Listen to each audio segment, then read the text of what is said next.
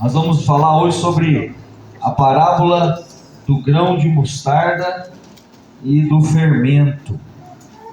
Amém? Isso é algo que Deus colocou no nosso coração para esses meses que vão vir, onde nós vamos desfrutar, das parábolas de Jesus. Vamos aprender muita coisa boa. Mateus 13, 31. E o tema é o reino e o seu crescimento. Amém?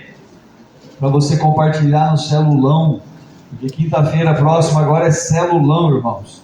E é um celulão diferente, porque é um celulão de multiplicação, onde a célula, o pastor Edson vai se multiplicar, mais líderes vão assumir a responsabilidade, uma casa aí vai ser uma anfitriã da igreja do Senhor, e eu creio que naquela região ali o evangelho vai crescer e vai alcançar mais vidas.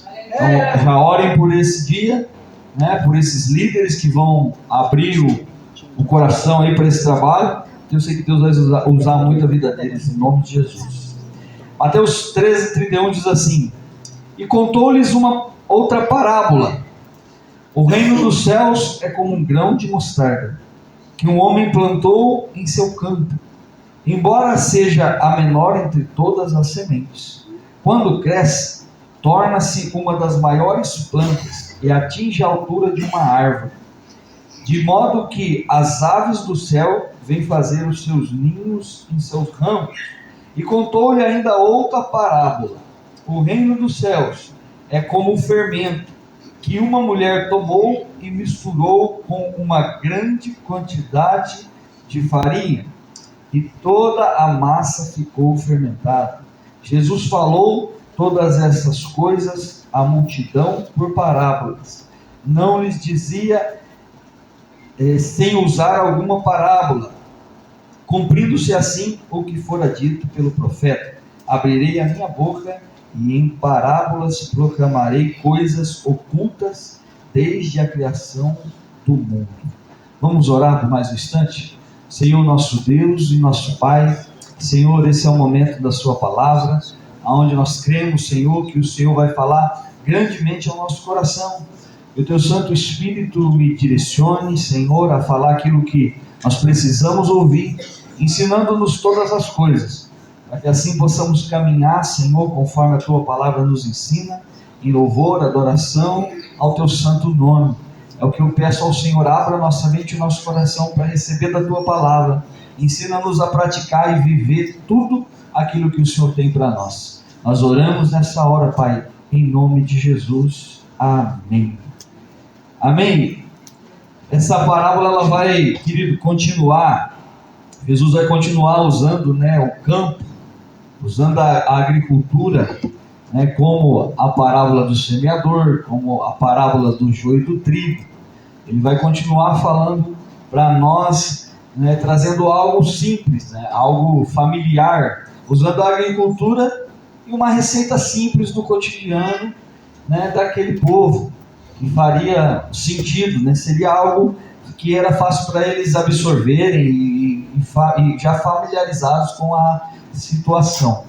E a intenção de Jesus nessas duas parábolas é falar acerca do reino de Deus, falar acerca do seu reino, que estava sendo estabelecido ali. Então, essa é a intenção dele, de usar esse termo tão simples, algo familiar para eles, mas que traria uma clareza sobre essa questão do reino. É uma comparação, algo semelhante ao reino, como o início do texto vai dizer, que o reino dos céus é semelhante, é comparado a isso. Então ele vai usar esse termo para nós, falar sobre o reino que está sendo estabelecido por ele, sucessivamente pelos discípulos e sucessivamente pela igreja. Há um reino que está em movimento, há um reino que vai crescer à medida que Deus opera, à medida que Deus vai realizando, à medida que Deus vai escolhendo, à medida que Deus vai convidando, as pessoas por meio do seu Filho amado Jesus e o sacrifício naquela cruz. E pensa num quadro, que é simples e ao mesmo tempo ele é fascinante, porque ele vai usar aí uma pequena semente, né, de um grão de mostarda. A irmã não está aqui hoje, do seu Carmelito. Foge. Não, a Jônia, Cardãos Branco, uma cabeça do pastor. No tempo ela me deu uma sementinha de mostarda, guardada num pacotinho, né, assim. Ela falou assim: o pastor, Deus mandou te dar, né, esse grão de mostarda aqui. E eu não tinha visto, nunca tinha pego na mão assim, mas é bem pequenininho assim, uma sementinha, é minúscula, tá dentro de um pacotinho.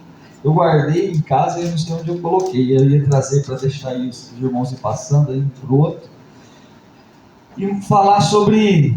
É algo fascinante ver e olhar, né? Porque você olha para a criação, daí olha pensar sobre isso, uma pequena semente que vai ser semeada em um campo, em uma terra, né? Campo, terra, e ali ela vai se tornar uma planta, vai se tornar uma grande árvore. Se você vê o tamanhinho que é, né? Essa sementinha, que vai se tornar uma árvore grande, onde os pássaros vão fazer os seus ninhos, né? Eles falam que ela chega aproximadamente em 4 metros, né, de altura. Não é algo que a gente vai pensar que é a maior dentre as, né, as árvores, mas é algo que para eles ia fazer todo sentido, e aquela sementinha era algo que eles estavam familiarizados. E olhar para a criação de Deus, né? Como que uma sementinha cai na terra, germina, então plantas, árvores tão bonitas, né? A pastora Beth, ela gosta de orquídea. Pensa numa flor bonita. E quem olha aquele mato verde num tronco velho, sem flor, fala: que treco feio, né? Que coisa estranha. Mas quando, né, chega a época dela florescer, pensa numa planta linda, com cores assim que só mesmo, né, um Deus tão temendo, um ser tão extraordinário seria capaz de criar algo assim, né? Que é tão natural, né, acontecendo, a gente pensar como pode uma semente dar uma planta tão linda, inúmeras, né, delas, que variedade tão extraordinária tem. E tudo isso provém, né, das mãos de Deus, né, da criação desse Deus tão tremendo. E a semente era algo que era usada ali para eles, né, na época, pelo lavador. E essa semente, não que ela seja a menor, né, dentre todas, mas para eles ali familiarizados, né, na época era a menor, né, que eles semeavam. E essa parábola Jesus vai usar para comparar com o reino dos céus, com o reino aguardado que chega, né, a partir da vinda do nosso Senhor e Salvador Jesus Cristo. E esse reino modesto, né, o que ele queria dizer com essa semente pequena, que ia ser semeada num campo, e essa semente iria crescer, se tornar uma grande árvore, onde os pássaros iriam fazer os seus ninhos. O que é a intenção de Jesus com essa parábola dessa semente? É falar que o reino dos céus, ele iniciaria de forma modesta, né, de forma pequena, mas que ia crescer, ia produzir grandes resultados. Inclusive você está sentado nessa cadeira aí, é prova de que cresceu, é prova de que essa semente que foi semeada está crescendo, avançando. E ele vai usar uma receita simples, né, que fala como se fosse uma receita de pão. Não fala o que estava sendo feito ali, mas fala que uma medida de fermento foi acrescentada em 3 partes de farinha. Então uma medida de algo menor foi acrescentada em uma medida de algo maior, né? E a farinha ali, né, vai simbolizar como se fosse a terra da semente, o campo onde a semente foi semeada. O fermento foi colocado em 3 partes de farinha, na versão ARA, né? Então, querido, ele vai falar aqui também, usar essa mesma expressão, essas duas andam juntas, porque a intenção dele é a mesma, de falar do grão de mostarda, né? Quando aparece fermento na palavra do Senhor na Bíblia, todas as outras vezes que você vê fermento falando na palavra de Deus, vai aparecer como algo ruim, né? Como um pecado, como impureza, que contamina as outras coisas. Mas nesse caso aqui não, porque o contexto, né, dessa parábola, aonde está inserido, é para mostrar que esse fermento, que é pouco, né, que é colocado em uma parte maior de farinha, que talvez seria irrelevante, As mulheres que fazem pão, ou os homens que cozinham, sabem que você pega uma colherinha de café ali, de chá, e coloca lá num punhadão de farinha. Mas o que isso vai afetar? E você deixa descansando, aquilo começa a crescer, e fica aquele pão bonito, aquele bolo bonito de milho que o pessoal come aí de vez em quando. Eu acho que vai fermento daquele lá, não sei, deve ir. É a pastora que faz, né? Mas nesse caso aqui, o símbolo era positivo. O símbolo aqui do fermento é mostrar o crescimento, que embora seja um ingrediente que às vezes as pessoas vão achar de menos importância, é ele que faz o pão crescer, né? O reino tem um começo pequeno, quase imperceptível, mas logo cresce e causará um impacto no mundo todo. E é isso que Jesus estava querendo aplicar para os discípulos. Ao mesmo tempo que ele está ensinando, ele está encorajando. E nós vamos observar isso, nós vamos aplicar esse texto simples aqui para nós, mas eu quero trazer daí para dentro da história de Jesus, dos discípulos, do caminhar deles, e vai ter um pouco a ver com o que o Batata falou ontem. Até ele usou um texto que vai estar dentro de um dos tópicos aqui, falando de Paulo e Silas, para observar que algo, né, que começa modesto, vai tomando forma, vai aumentando, vai crescendo, e essa é a intenção, esse é o plano de Jesus, né? Esse é o plano do nosso Senhor. Eu quero observar com vocês aqui 3 pontos que Deus falou no meu coração, para nós aplicarmos em nossas vidas. E o primeiro deles é o campo e a farinha. Antes de nós falarmos da semente, e de nós falarmos do fermento, mais à frente, quero falar com vocês sobre o campo e a farinha. E o que é? Onde é o campo que é semeado o reino? A terra, onde é a farinha que é colocado o fermento? É esse mundo, irmão, que nós vivemos. E um mundo de incertezas. Nós aprendemos esses dias sobre a parábola do semeador, que a palavra é semeada em diversos solos, né? E tem terra boa, e tem terreno pedregoso, e tem a beira do caminho, e cada um recebe essa palavra que é semeada de uma forma. Então, a semente é semeada, a farinha é colocada.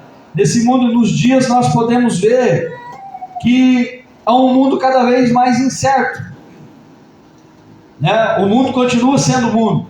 Lembra quando a palavra do Senhor fala para nós que Jesus ele nos resgatou do reino das trevas e nos transportou para o reino do Filho do seu amado, do seu amor? Então, se ele nos resgatou de um reino de trevas, é porque quem está no mundo está no reino de trevas. E quem conhece a Jesus passa a fazer parte do reino dos céus. O reino dos céus é agora, com Cristo. E também tem o reino dos céus na eternidade. Mas a partir do nascimento de Jesus, no propósito de Deus, é o reino dos céus que estava chegando ali a esses homens, em que ele estava ali ensinando, falando acerca desse reino que começaria de forma modesta. Nesse mundo de incerteza, nesse mundo pecaminoso, né? Aonde lá a queda em Adão ele vem cada dia mais, parece que degradando. E pastor, será que é possível essa semente germinar em um mundo como esse? Nessa terra? Você está sentado aqui, irmão.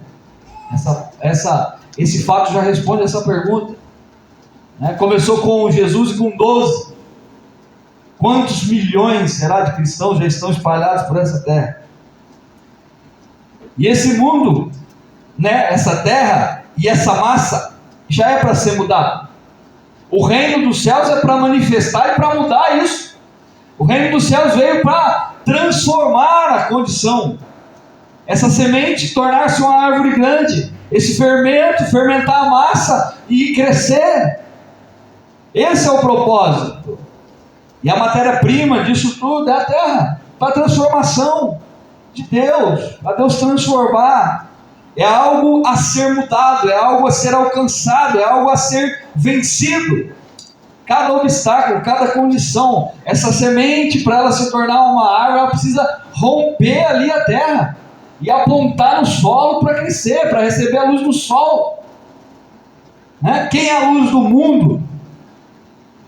Jesus, e ele fala que nós também somos o sal da terra e a luz do mundo. E nós precisamos compreender isso, né? E que o Senhor, Ele estabelece o seu reino. E esse reino é esse grão de mostarda que nós vamos ver, esse fermento, que vai ser acrescentado na farinha, que vai ser acrescentado nessa terra e vai transformar tudo.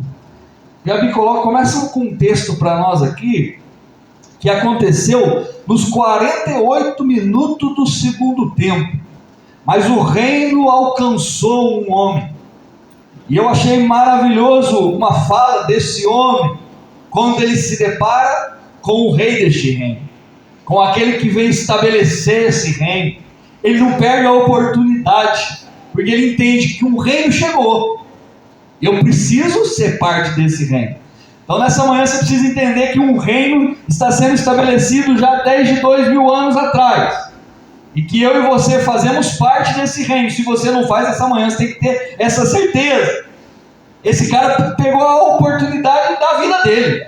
Nos 48 do segundo tempo, Lucas 23, 42. Coloca na versão ARA, Gabi, para nós, por favor. Presta atenção aqui. Fala do ladrão da cruz, irmão.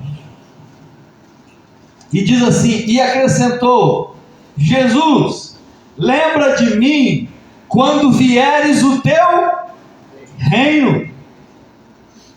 Aí muda, Gabi. Jesus lhe respondeu: em verdade eu te digo, que hoje estarás comigo no paraíso. Ele entendeu ali, querido, né? No último momento da sua vida, antes da sua morte, ele compreendeu que um reino havia chegado, que o rei, né, estava ali, né, com os braços abertos no madeiro. Ele falou para Jesus: lembra-te de mim quando vieres o teu reino. Estava falando da eternidade, mas o reino já tinha chego para ele.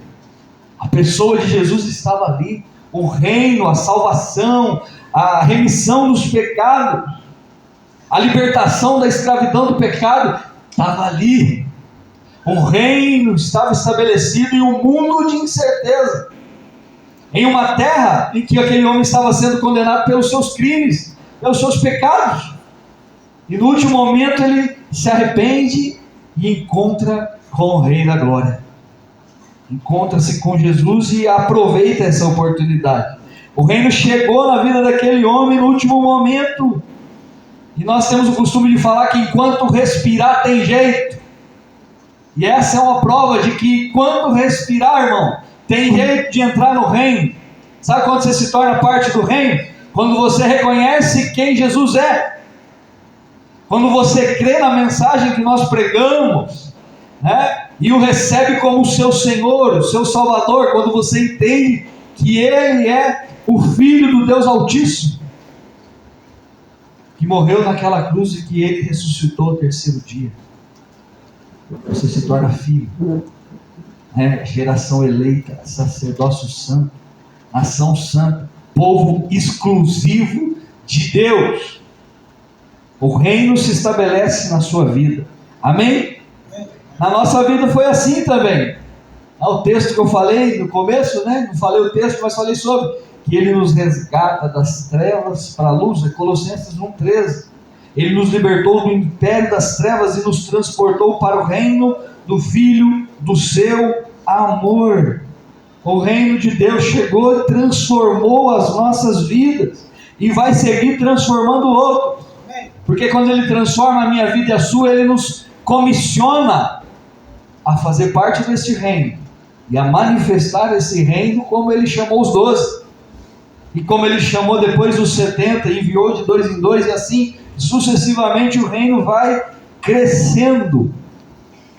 Mas o mundo é um campo complicado, né? Ontem nós ouvimos Romanos 12:1, Serginho ministrando, para se oferecer como um sacrifício vivo, santo e agradável a Deus, e não se amoldar ao padrão deste mundo.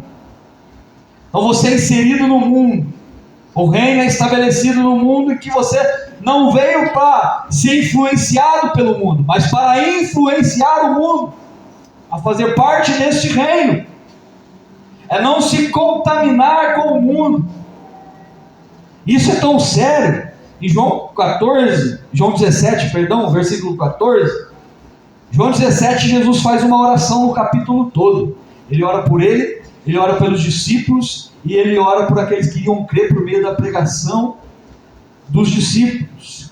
E tem um texto que eu quero ler com você, do 14 ao 18, que diz assim, a oração de Jesus pelos discípulos: eu lhes tenho dado a tua palavra, e o mundo os odiou, porque eles não são desse mundo. Está falando aqui, ele está orando pelos 12, pelos discípulos. Amém? Eu lhes tenho dado a tua palavra, e o mundo os odiou, porque eles não são do mundo, como também eu não sou. Não peço que os tires do mundo, e sim que os guarde do mal. A preocupação de Jesus não era tirar os discípulos, né? Mas que os guardasse do mal. Eles não são do mundo, 16, como eu também não sou. Santifica-os na verdade. A tua palavra é a verdade. Assim como tu me enviaste ao mundo, também eu os enviei ao mundo. E aqui vai responder muita coisa para mim, para você, sobre essa questão desse mundo, né? A oração de Jesus aqui, como o pastor diz sempre, é top, irmão. Pensa numa oração top, é essa de Jesus.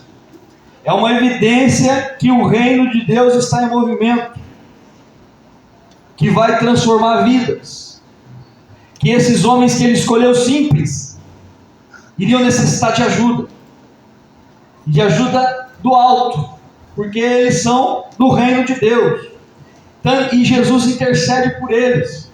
Como assim também nós hoje temos não só essa oração de Jesus, porque ela vai se estender a nós, porque nós cremos por meio da mensagem dos discípulos, e dentro desse capítulo ele ora também por nós. Mas nós sabemos também que o Espírito Santo intercede por nós com gemidos inexprimíveis. Ele ensina na oração do Pai Nosso, porque nós temos que orar para que Ele não nos deixe cair em tentação e nos livre do mal. É porque você está em um mundo mau, em um mundo caído, em um mundo onde que as ofertas do diabo são frequentes, e aonde nós, como os discípulos, deveríamos ser perseguidos, mas como ouvimos ontem, não somos perseguidos daquela maneira ainda, até quando Deus permitir. E ele deixa claro na primeira condição desse de João aqui, que o mundo os odeia. O mundo não ama você não, irmão.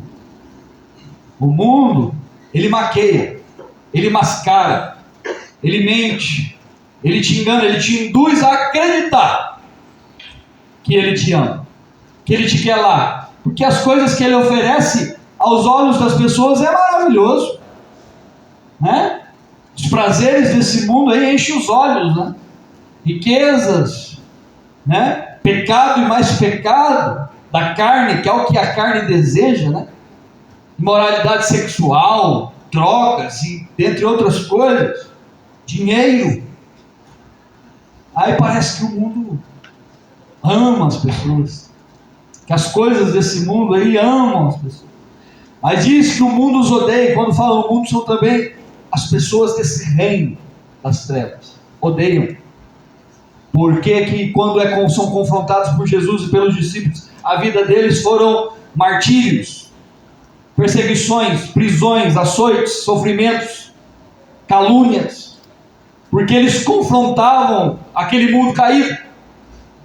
É João Batista gritando, né? Arrependei-vos. É Jesus gritando, arrependei-vos. É Pedro gritando, arrependei-vos. Sai aí pelas ruas aí pregando da mesma forma, na mesma intensidade, repreendendo o pecado, para ver se você vai ser abraçado, para ver se você vai ser beijado, se vai ser idolatrado, você vai ser perseguido, caluniado, xingado, provavelmente apanhar. É o que nós vemos em alguns vídeos na internet hoje, né? Já acontecendo aí. Pessoas vão pregar a palavra e os caras vêm e agridem eles. Porque quando confrontar o mundo, saiba que o mundo os odeia. E é esse campo missionário que você vai entrar. É esse campo missionário que nós vamos entrar. É esse campo missionário que a semente foi colocada. É esse campo missionário hostil que o fermento foi colocado. E é para transformar. Porque nós não somos desse mundo. Você faz parte do reino. Jesus deixa claro isso. Eles não são como eu também não sou. Mas nós viemos aqui para transportar as pessoas do reino das trevas para o reino da luz. E Jesus ora por nós, para que não tenhamos medo, para que eles também, não os tire do mundo, mas livre-os do mal.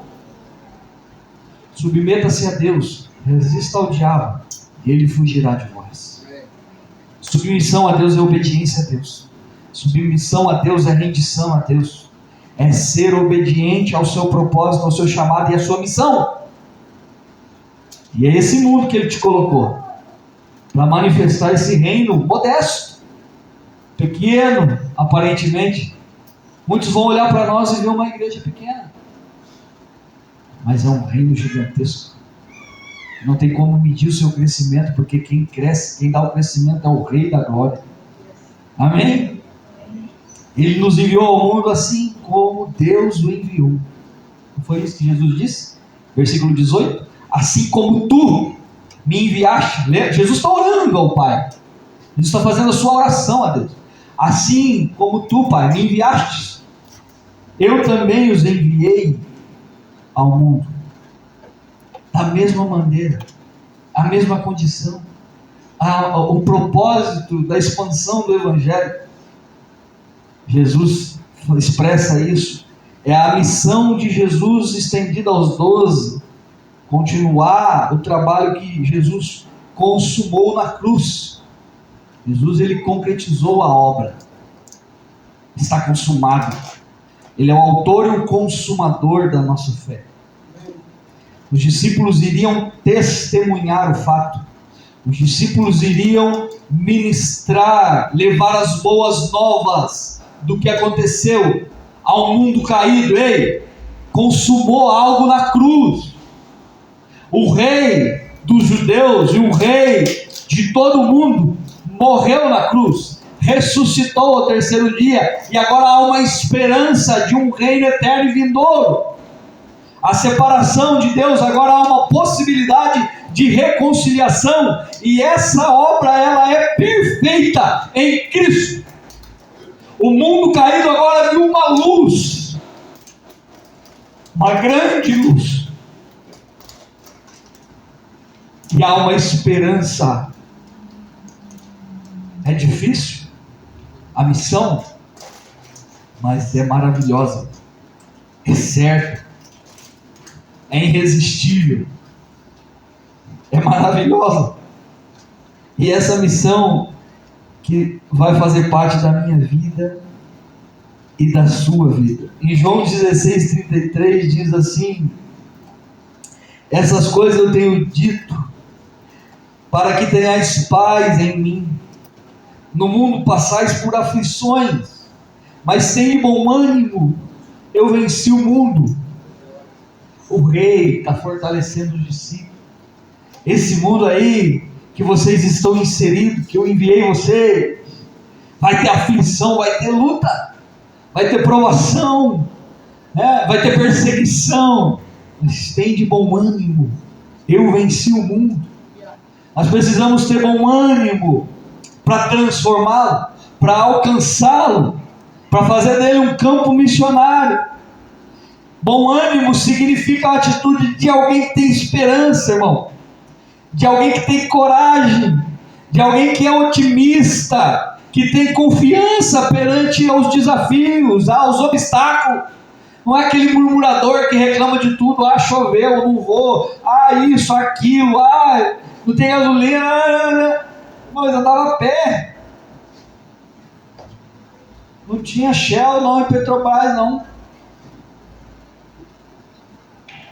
É isso que nós precisamos compreender: bom ânimo para as coisas de Deus, não desanimar, manter a fé, mesmo no dia difícil. Implica em força de vontade, firmeza, porque é um reino sensacional. O Rei da Glória é poderoso, nosso Senhor. O Espírito que habita dentro de nós faz-nos persistir, perseverar, superar todas as adversidades. O apóstolo Paulo diz isso. Tudo posso naquele que me fortalece. Em todas as coisas eu sei que Ele está comigo. E de fazer discípulos em todas as nações, pregando o Evangelho, ensinando-os a obedecer a minha palavra, batizando, né? E eu estarei convosco até a consumação do século. É todos os dias e até Ele vir, para estarmos nesse reino eternamente. Mas hoje já estamos inseridos nesse reino. Fazemos parte, não somos daqui. Então esse é o campo missionário, esse é o mundo. Esse é o campo onde a semente é plantada, onde o reino foi estabelecido. É esse campo hostil mesmo, que precisa ser transformado por essa semente, aonde os pássaros vão fazer os seus ninhos, aonde a farinha vai ser transformada. E aí vem o segundo ponto para nós: a menor das sementes e o fermento, que é o reino. Algo considerado, né, para todo mundo aí fora, sem valor nenhum, sem importância, irrelevante, talvez insignificante, como talvez para mim, para você outrora foi. Ixi, já vai de novo esse bobão aí, essa Bíblia debaixo do braço, entregar o dinheiro dele para o pastor, passear, ir para o shopping, né? Cada pensamento, quantas vezes. E quando Jesus surgiu, imagina o nó na cabeça. Vamos compreender, tentando entrar dentro do contexto lá atrás, lembrar da vida de Jesus, quando Jesus surgiu como filho de um carpinteiro, nascido em uma estrebaria, entrou montado num jumento, desprezado, rejeitado, não tinha beleza nenhuma para atrair o olhar dos outros. Eles esperavam um rei rico, um combatente, né, de batalha, uma linhagem talvez, né, dos homens governantes mais poderosos da época. E vem o filho do Zé nascer junto com os animais lá na estrebaria. Esse reino aí é o reino, essa coisa modesta aí, tão simples, vai mudar o quê? Sem arma nenhuma? Cadê as espadas? Cadê as carruagens? Cadê os soldados? Isaías 53, 2. Esse texto de Isaías 53 é maravilhoso e fala dessa aparência de Jesus. Esse profeta usa esse início como a forma com que ele era visto. Diz assim, ó: porque foi subindo como um renovo, perante ele como raiz de uma terra seca. Não tinha aparência, nem formosura. Olhamos, mas nenhuma beleza havia que nos agradasse. Era desprezado e o mais rejeitado entre os homens. Pensa, era desprezado, e não bastava ser desprezado, tinha que ser o mais rejeitado pelos homens. Um homem de dores, e que sabe o que é padecer. Será que a experiência da vida de Jesus era algo fácil?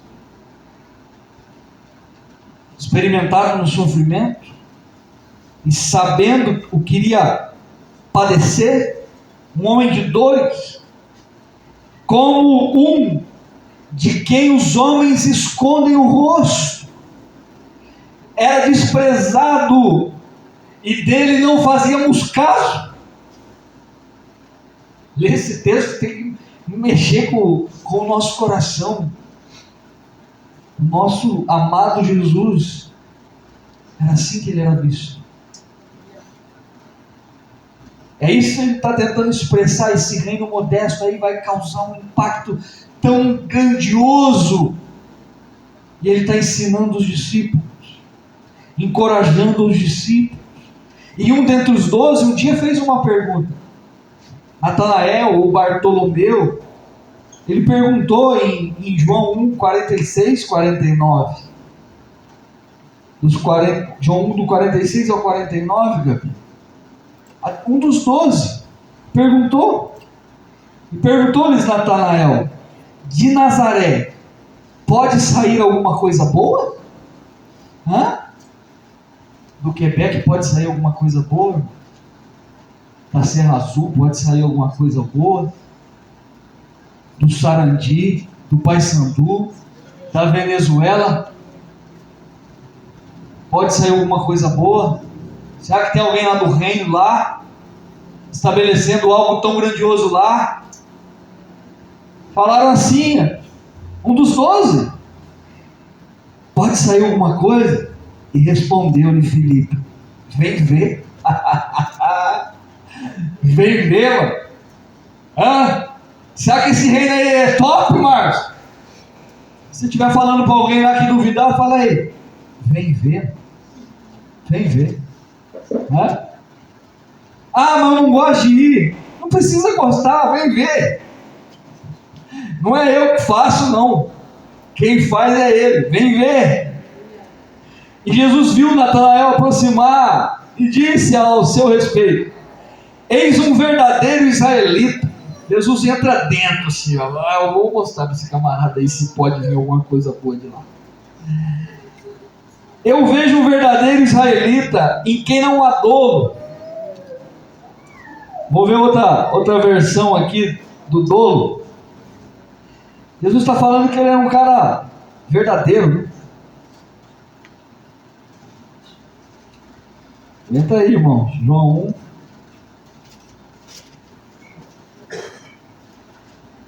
Na NVI ele fala uma outra palavra.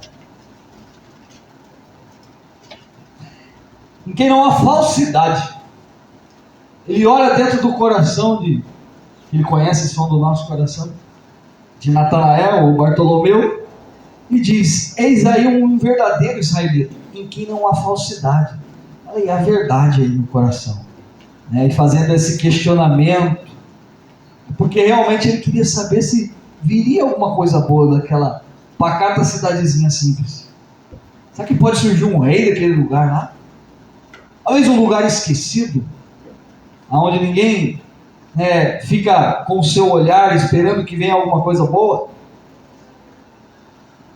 E esse coração não há falsidade. E perguntou-lhe Natanael: de onde me conheces?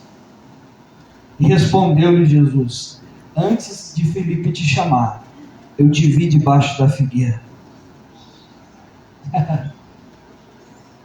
Nele formar no ventre da nossa mãe, ele já sabe.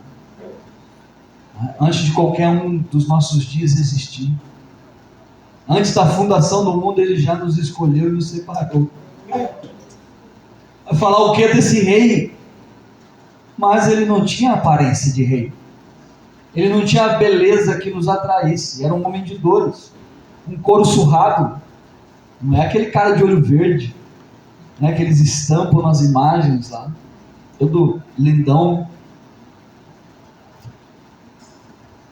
Amém? De onde me conheces? Respondeu Jesus, que viu debaixo da figueira. E o 49, a visão é aberta. Aí Natanael compreende que o reino chegou. E quem estava falando com ele? 49, mestre, tu és o Filho de Deus, tu és o Rei de Israel. O reino chega e Jesus atropela, e aí ele reconhece: tu és o Filho de Deus, tu és o Filho, e não só o Filho, tu és o Rei. Esse reino tem um Rei, e o Rei é Jesus. É esse Rei, e é esse reino que nós pertencemos. Amém, irmãos? E esse era o começo do reino sendo estabelecido, algo ainda pequeno. Jesus e alguns seguidores que ele estava chamando, 12 escolhidos, vão ser separados. Creio que, como eu disse, ele estava ensinando e ao mesmo tempo encorajando, simples como ele, pescadores, publicano, cobrador de imposto, né? E dentre outros, do cotidiano comum de uma cidade. Não eram os poderosos do governo, eram os trabalhadores, a classe esquecida, os pobres, as pessoas simples. Há um reino modesto, mas o que está dentro é imensurável, de tamanha grandeza que está sendo estabelecida. Algo aos olhos de todos sem importância. É a seita dos nazarenos que está começando, que vão ser atacados dessa maneira depois, mais à frente. E trariam um crescimento inimaginável para eles ainda, sem a percepção do que iria acontecer. Imagina na mente daqueles homens que toda essa gente estaria sentado hoje aqui em Maringá, 2000 e tantos anos depois que esses homens morreram, e falando deles. Que eles fizeram parte desse reino que cresceu absurdamente, daquela sementinha que está se tornando uma grande árvore, onde os pássaros estão vindo fazer os seus ninhos. E nós somos esses que fomos inseridos e que vamos dar continuidade. Como no começo de Atos, né? Capítulo 3, 2, 3, 4, quando começa ali esses homens, depois da morte de Jesus, a sua ressurreição, a sua ascensão aos céus, esses homens começam a dar continuidade à missão, ao trabalho. E no capítulo 2, né, Pedro vai pregar a primeira mensagem após eles serem perguntados sobre o que estava ali no dia de Pentecostes acontecendo, que eles falavam em outras línguas, e aquele espanto. 3.000 almas se rendem à mensagem do pescador. O pescador falou ousadamente, 3.000 almas se rendem. Capítulo 3, os 2 pescadores vão entrar no templo e curam um aleijado. O médico não dava conta de fazer um negócio daquele. Um pescador que lança a rede, que fica lá no sol quente. Que experiência tem com uma coisa dessa? E toque sem tocar. Eu te dou, levanta e anda. É a demonstração do sobrenatural e de que o reino estava prosseguindo, de que aquela coisa modesta carregava um tesouro imensurável, um tesouro, né, em vasos de barro. Pois esse alvoroço, por causa dessa cura, esses homens são levados diante do sinédrio a serem interrogados daquilo. A prova era indiscutível. Aquele homem que ficava lá pedindo esmola estava saltando, adorando. Teve 2 ou 3, né, questionamentos sobre aquilo. E Pedro mais uma vez prega ousadamente, e o número de cristãos passa aproximadamente 5.000 homens. De 12, de 70, de 120 para 5.000. Será que a semente está crescendo? Será que a árvore está crescendo? Será que o pão está crescendo? Falando com o pastor Ederson, né, a respeito, esses dias falamos um pouco sobre isso. E no primeiro século estima-se que o número chegou ali a mais de 10.000 cristãos. Fora os que morreram. Porque no capítulo 8, depois do martírio de Estevão, segundo os historiadores, aproximadamente 2.000 cristãos morreram por causa da fé em Cristo Jesus. Depois da morte de Estevão, né, da morte do apóstolo Tiago, 2.000, mais de 2.000 cristãos. Então o número era para ser mais expressivo do que esse, logo no início. Mas mais de 2.000 morreram por causa da sua fé. E o número crescendo, e crescendo, e crescendo. Em Atos 5, 14, Gabi, põe para mim, por favor. Os discípulos estavam fazendo muitos sinais e maravilhas, sendo realizadas por meio deles, ao ponto da sombra, né, de Pedro curar já as pessoas. E no 14 fala assim: e crescia mais e mais a multidão de crentes, tanto homem quanto mulheres agregados ao Senhor. Por causa desses homens e dessa pregação e desses sinais, desses milagres que só é manifesto por meio do reino dos céus, a multidão de crentes, tanto os homens quanto mulheres, eram agregados, que iam crendo, criam no Senhor. A versão fala, tem uma versão que fala, muitos sinais e prodígios os discípulos estavam realizando, e um número cada vez maior de pessoas creiam no Senhor Jesus. E era acrescentado, quem acrescenta sempre é o Senhor quem vai acrescentando os que vão sendo salvos. Depois disso, eles vão ser presos, vão ser açoitados, vão ser presos, e antes de serem soltos, eles vão ser ameaçados, para não falar mais desse nome, porque esse reino rejeitado e modesto está mudando tudo ali, está indo contrário ao mundo que odeia, está indo contrário à religiosidade, está indo contrário ao governo. Está se levantando um rei, mas um rei que veio de uma estrebaria. Jesus de Nazaré, rei. E esses homens, ao serem soltos, para não falar mais desse nome, o texto vai dizer que eles saíram alegres, porque eles foram considerados dignos de sofrer por causa do nome de Jesus. Continua o texto aqui, Gabi, por favor. A ponto de levarem os enfermos pelas ruas e os colocarem sobre os leitos e macas, para que ao passar Pedro, ao menos a sombra se projetasse em alguns deles. Tamanho era a expectativa, da manifestação do reino, que os doentes eram trazidos, colocados em macas, para que somente a sombra se projetasse. Tamanho eram os sinais que estavam acontecendo. Afluía também muita gente das cidades vizinhas a Jerusalém, levando os doentes e atormentados de espíritos imundos, e todos eram curados. Está sendo anunciado, irmão. Está acontecendo alguma coisa diferente. Vamos ver isso aí, vamos levar lá para o povo ser curado. 17. Levantando-se, porém, o sumo sacerdote e todos os que estavam com ele, isto é, a seita dos saduceus, tomaram-se de inveja. Então a inveja se levantou, porque aqueles homens comuns estavam fazendo coisas extraordinárias que ninguém fez, indo contrário a tudo aquilo, que aqueles homens ali poderosos estavam ensinando e fazendo. Prenderam os apóstolos e os recolheram à prisão pública.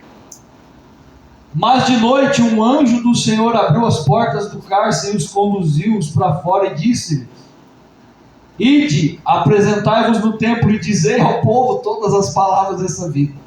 Ao anjo tira eles do cárcere e fala para eles ir continuar falando. Aí quando vem os ataques, você vai se calar de medo?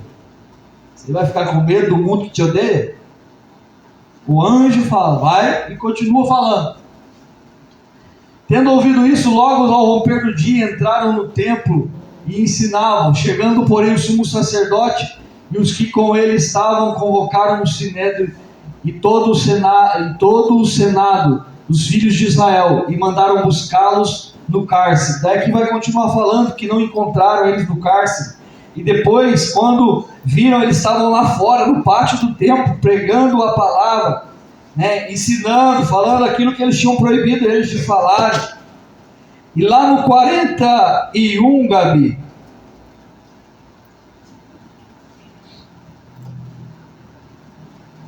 vai falar assim: os apóstolos saíram do sinédrio alegres, por terem sido considerados dignos de serem humilhados por causa do nome. E todos os dias, no templo e de casa em casa, não deixavam de ensinar e proclamar que Jesus é o Cristo. Não tinha afronta que ia parar esses homens, não. E essa é a pequena semente, esse reino modesto que está avançando. E essa condição desses milagres, essa condição dessa expansão, ele trouxe inveja. O sinédrio se levantou contra ele. E no meio do sinédrio, teve um camarada que se levantou nesse capítulo 5, para trazer um discurso, um cara chamado Gamaliel. Talvez você já ouviu falar que Paulo foi criado aos pés de Gamaliel, né? Que era ali um dos mestres também da lei. E ele vai falar sobre algo que aqueles homens estavam fazendo. Em que depois você pode ler esse texto. O contexto dele, né? O assunto que rodeava o sinédrio eram esses homens. Os milagres que estavam acontecendo, a cura do aleijado, as multidões de judeus ali, os homens que estavam se convertendo a Cristo, a essa seita, na opinião deles, dos nazarenos, que estavam fazendo milagres, coisas que outrora não eram vistas, crendo, né, e juntando pessoas para seguir a eles. A semente e o fermento crescendo, a massa crescendo, e a preocupação desses religiosos: ei, tem que parar isso aí, nós vamos ter que dar um jeito nisso.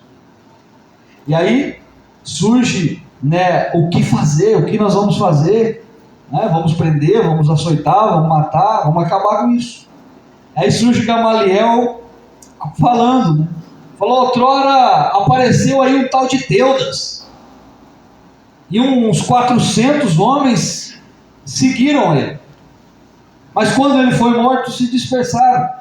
Depois apareceu um outro tal de Judas, e também, né, se dispersaram depois, né, que ele também sumiu.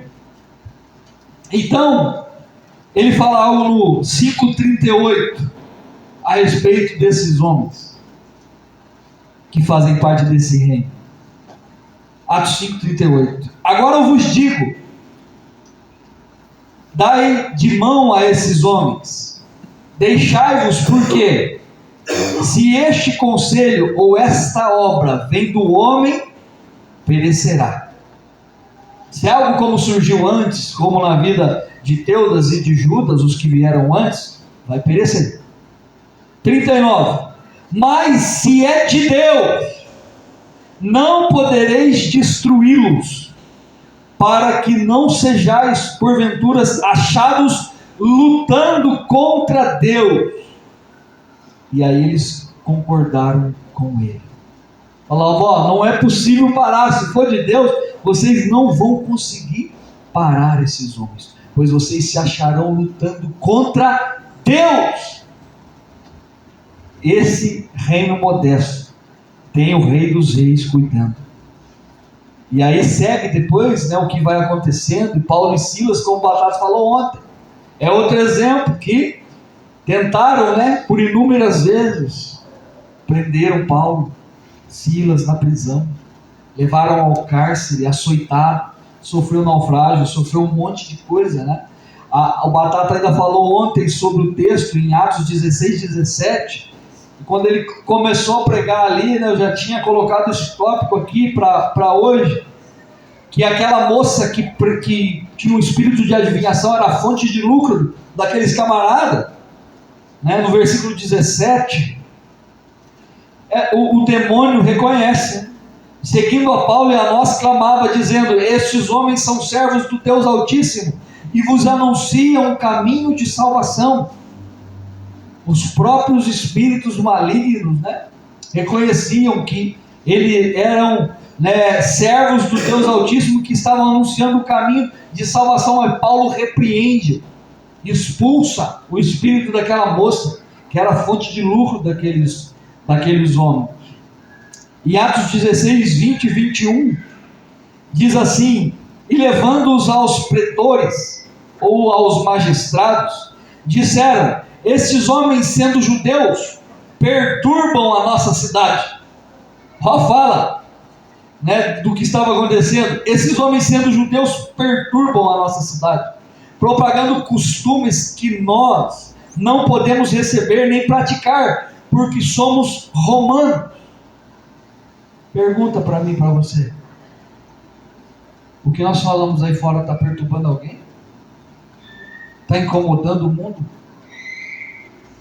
a esse ponto de sofrermos essa perseguição? Fonte de lucro de traficantes está está acabando, fonte de lucro de prostituição está acabando, está sendo ameaçados, bares, botecos, né? Inúmeras outras coisas estão sendo afetadas.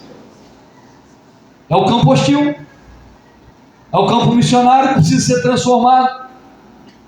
E nós estamos retraídos dentro dessas 4 paredes aqui, não impactando nem a calçada, talvez nem o vizinho do nosso lado, não estamos incomodando, mas aqueles judeus estão perturbando a nossa cidade. A voz do reino ecoa e perturba o pecador. E a gente quer aplauso. A gente quer que ele coloque a gente num pedestal. Aí no capítulo 17, Paulo e Silas vão chegar a Tessalônica. E eles continuam o trabalho. E pregando no sábado. Como de costume, entravam nas sinagogas. E ali explicavam as escrituras. Versículo 3 diz assim: expondo e demonstrando ter sido necessário que Cristo padecesse e ressurgisse dentre os mortos. E este dizia: ele é o Cristo que vos anuncio. E alguns deles foram persuadidos e unidos a Paulo e Silas, bem como uma numerosa multidão de gregos piedosos e muitas distintas mulheres. Então a pregação de Paulo estava surtindo resultado. Dentre eles mesmos, muitos criam na mensagem do apóstolo Paulo, falando que Jesus era o Cristo, que ele era o Rei e era o Messias. Amém? Alguns deles foram persuadidos, no versículo 4, unidos a Paulo, bem como uma numerosa multidão de gregos. Os gregos também, os gentios também, e muitas mulheres. Os judeus, porém, movidos de inveja, versículo 5, trazendo consigo alguns homens maus, dentre a malandragem, ajuntando a turba, alvoroçaram a cidade, e assaltando a casa de Jason, procuraram trazê-los para o meio do povo. Porém, não encontrando, arrastaram Jason. Eles entraram para querer achar Paulo e alguns irmãos perante as autoridades, chamando estes que têm transtornado o mundo. Eles estão procurando Paulo, aquele que está transtornando ali o mundo. Os irmãos que estão transtornando o mundo chegaram aqui. Ele está falando isso. O povo está ali perseguindo, os quais Jason hospedou. Todos estes procedem contra os decretos de César, porque eles estão falando de um outro rei que não é César. Então eles estão atrás desses homens, e como não encontraram, pegaram o cara que estava hospedando eles, que eles estão falando contra os decretos de César. E ao final do texto, afirmando ser Jesus outro rei. Não vão abrir mão. É a mesma coisa de lembrar lá de Daniel, diante de Nabucodonosor e os outros camaradas. Não se renderam diante da imagem. Eu sei quem eu sirvo e quem eu tenho crido, e o rei é Jesus, não é César. E esses homens estão causando um alvoroço. E é para nós fazermos isso. O reino que Jesus estava falando, daquele grãozinho, estava crescendo. Aquele fermento estava fazendo efeito, porque eram homens comissionados, corajosos. É esse reino de Deus que afeta o mundo. Veja como a pequena semente está se tornando uma grande árvore. Sim ou não? Veja como o fermento que parece insignificante, aqueles homens, agora está causando tormento para eles, incomodando eles, porque está crescendo o número de adeptos a essa fé. Tanto judeus quanto gregos estão crendo na mensagem, naquilo que esses homens carregam. E esses homens carregam algo grandioso, que é as boas novas de Cristo, e que cabe a mim e a você. Então outros, querido, podem achar que a igreja é pequena, achar que a célula não tem base nem fundamento para acontecer. Um grupo pequeno de irmão do Quebec, de outros lugares ali, vão impactar essa cidade. O instalador de papel de parede, o instalador de gesso, o jardineiro, o vendedor de muamba. Muamba boa, tá? Pensar que o pastor vende coisas ilícitas, não. Amém, gente? Pescadores, cobradores de impostos, fizeram a diferença. Então, às vezes alguém vai te chamar de pequeno, vai rotular você como insignificante, como uma pequena semente que foi semeada em um ambiente hostil. Entenda que Jesus disse que isso ia causar algo grandioso. Essa parábola é para trazer isso para o nosso coração. Você é um representante do reino, e o reino cresce e transforma.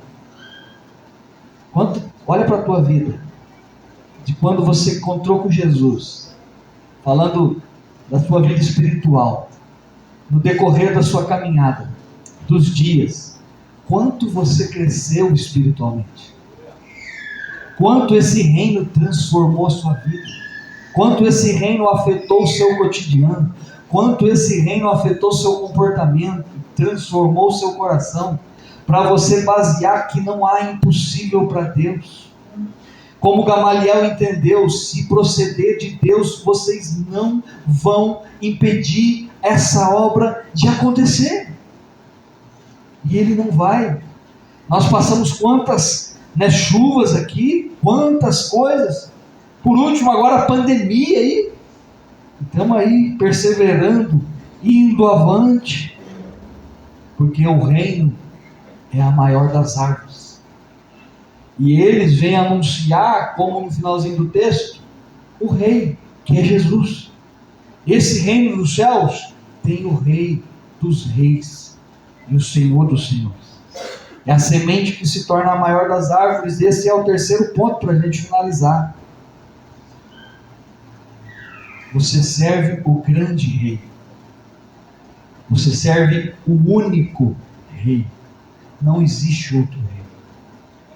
Existem autoridades delegadas por ele para governar. Toda autoridade constituída segundo a palavra de Deus é ele quem constituiu. Mas rei, só um. Rei do reino dos céus, só um. O maior de todos. Um reino inabalável. Por um rei gigante, forte, poderoso, amoroso, nome sobre todo nome. Romanos 14:11 diz: porque está escrito, por mim mesmo jurei, diz o Senhor, diante de mim todo joelho se dobrará, e toda língua confessará que eu sou Deus. Todo joelho vai se dobrar, e toda língua vai confessar que Ele é Deus. Ele é a exata expressão de Deus, segundo Hebreus, capítulo 1, versículo 3. Ele que é o resplendor da glória e a expressão exata do seu ser, sustentando todas as coisas pela palavra do seu poder, depois de ter feito a purificação dos pecados, assentou-se à direita da majestade nas alturas, tendo se tornado tão superior aos anjos, que herdou o mais excelente nome do que eles. Jesus, o Rei da glória, a exata expressão de Deus. Todas as coisas foram criadas por Ele. Tudo foi criado por Ele no início. Ele estava com Deus, Ele era Deus. Ele é a palavra, Tudo foi criado por Ele. Colossenses 1,15 diz assim, este é a imagem do Deus invisível, o primogênito de toda a criação, pois nele foram criadas todas as coisas, nos céus e sobre a terra, as visíveis e as invisíveis, sejam tronos, sejam soberanias, quer principados, quer potestades, tudo foi criado por meio dele e para ele. Ele é antes de todas as coisas, e nele tudo subsiste. Ele é o cabeça do corpo da igreja, ele é o princípio, o primogênito dentre os mortos, para que em todas as coisas tenha a primazia, o domínio, para que aprouve a Deus que nele residisse toda a sua plenitude. Esse é o rei deste reino, amado. Quem pode parar o leão da tribo de Judá? Quem pode parar o Senhor Jesus? E os representantes desse reino ficam de pé, e o ministério do louvor pode subir. Aquele reino modesto está crescendo, irmão. Quem compreendeu a mensagem? Você faz parte desse reino modesto? Não se sinta menor. A humildade é bom. E você sabe que o poder que aperfeiçoa na sua fraqueza vem do Rei da Glória. Né? E quando você se sente fraco, aqui você é forte. Porque o poder dele se aperfeiçoa na sua fraqueza. E nessa manhã, eu sei que todos aqui são cristãos já. Né? Nessa manhã eu enfatizo isso. Você está inserido no reino. Eu não vou te convidar para fazer parte do reino, porque você já está inserido no reino. Mas essa manhã eu te comissiono, eu te chamo, te convido a realmente representar este reino. A afetar o lugar onde você foi plantado, porque onde você foi plantado, esse reino foi plantado. Aonde o fermento foi colocado, a massa vai crescer, irmão. Tende frutificar. A árvore precisa dar fruto. Aquele que está conectado na videira dá fruto. Quem não dá fruto, corta e é lançado no fogo. Nós precisamos impactar a nossa geração. E eu quero que você reflita sobre isso, para que você continue sendo o próximo Pedro, o próximo João, o próximo Paulo, o próximo Silas, o próximo Estevão. Esses homens que continuam o reino, porque você está inserido nesse reino tão grandioso. O ministério do louvor vai adorar, e eu peço que você preste atenção e declare isso também no teu coração. Você faz a sua oração ao Senhor referente a essa mensagem. No final eu quero orar com vocês também. Vamos adorar o Senhor.